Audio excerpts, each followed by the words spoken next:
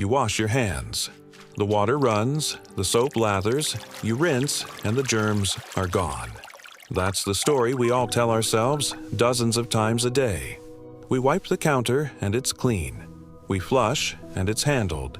We sneeze into a tissue and the threat is contained. But here's a question almost no one stops to ask. Gone where? Germs are not magic. They don't vanish into nothing. Every microbe you wash off, wipe away, or breathe out has to go somewhere. And the truth about where they actually end up is far stranger and far more interesting than gone. Take a moment to think about how much of your day is spent making germs disappear. The hand washing, the wiping, the spraying, the flushing. We perform these rituals constantly, almost without thought, trusting that the unwanted life simply ceases to exist. But have you ever wondered where it really travels once it leaves your skin? Tell me in the comments what you think happens to it. I read every single one. And if following the invisible world to the places we never look is what you're here for, subscribe and hit that like button so more people can trace these hidden journeys with us. So let's start with the most common ritual of all, washing your hands. Here is the first surprise. For the most part, ordinary soap doesn't actually kill the germs on your skin. That's not how it works. Soap molecules are shaped to grab onto oils and grime, loosening the grip that microbes have on your hands. Then the running water does the real job. It sweeps them off your skin and carries them away. The germs aren't slain on the battlefield of your palm. They are evicted, lifted off, swept up, and sent on a journey down the drain, still very much alive, into the dark plumbing beneath your home. And where does that journey lead? Down through the pipes, into the sewers, and onward to a wastewater treatment plant.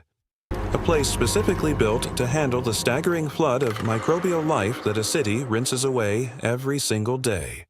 There, the water is filtered, settled, and treated, often with the help of yet more microbes deliberately used to break down waste. The vast majority of the germs that left your hands meet their end somewhere in that process, or are diluted into near-nothingness before the treated water is released back into rivers and seas.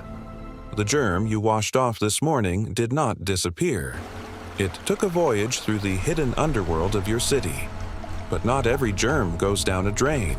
Many take to the air. When you sneeze or cough, you don't release a single, tidy puff. You launch a spray of thousands of droplets, some large enough to fall quickly to the ground, others so fine they can hang suspended in the air for minutes or even hours, drifting on the gentlest current. The large droplets settle onto the nearest surfaces: the desk, the door handle, the phone. The tiniest ones float, carried through a room, riding the invisible rivers of air that move through every space you occupy. This is why an enclosed, unventilated room can become a kind of holding tank for whatever its occupants exhale. Once those airborne germs settle onto a surface, a new chapter begins, and for most of them, it is the beginning of the end.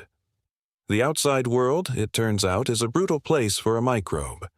Away from the warm, moist, nutrient-rich environment of a living body, most germs are in serious trouble. They begin to dry out, and desiccation kills enormous numbers of them. Sunlight with its ultraviolet rays breaks them apart. There is little food and little water.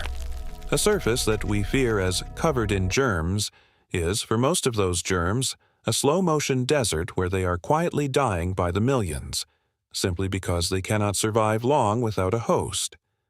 Yet some are built to endure, and these are the survivors of the story.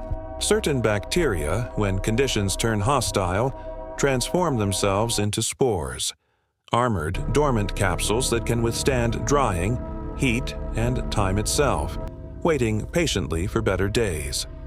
Others band together on damp surfaces and form biofilms, slimy, fortified communities that cling to drains, tiles, and pipes, far tougher than any single cell alone.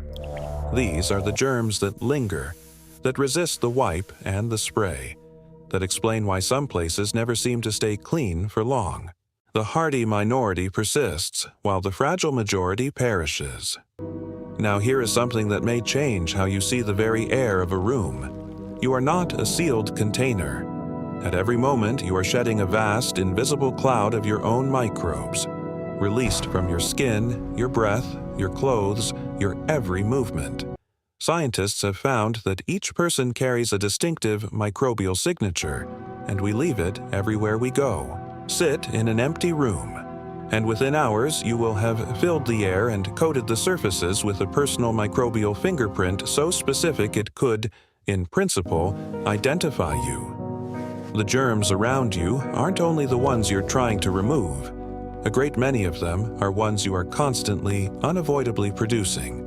A living trail you leave behind in every space you pass through, and it doesn't stop at the surfaces you can see. Many of these airborne and settled microbes eventually drift downward and join the dust. That quiet gray archive gathering on your shelves and floors, which, as it turns out, is itself partly a graveyard and a reservoir of microbial life. The germs you wash away, breathe out, and shed are folded into the slow, endless cycle of the indoor world, lifted into the air, settling into dust, swept down drains, dried out on surfaces, and constantly replaced by more. There is no final state of clean. There is only a flowing river of microscopic life forever moving through the spaces we live in. So if germs are everywhere, constantly produced and only ever relocated, should we despair of the whole effort? Not at all. And this is the part worth holding on to. The overwhelming majority of the microbes around you are harmless or even helpful, and the few that can cause harm are fighting a losing battle the moment they leave a host. Between desiccation, sunlight, dilution, time, and the relentless vigilance of your own immune system, the dangerous ones are vastly outnumbered and outmatched. Hand washing still works beautifully, not because it makes germs vanish, but because removing them from your hands breaks the short bridge they need to reach your eyes, nose, and mouth. You don't need to win a war of annihilation. You only need to keep tipping the odds in your favor.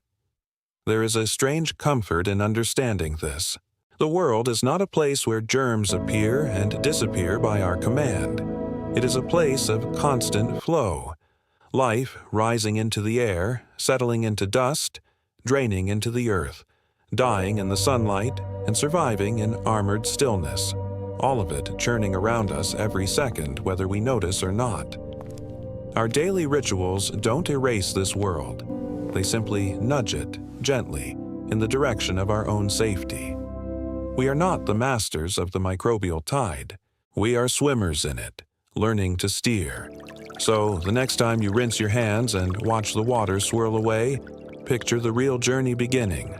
The eviction, the long trip through the pipes, the drift through the air, the slow death on a sunlit surface, the rare survivor sealing itself away to wait. Nothing truly vanished.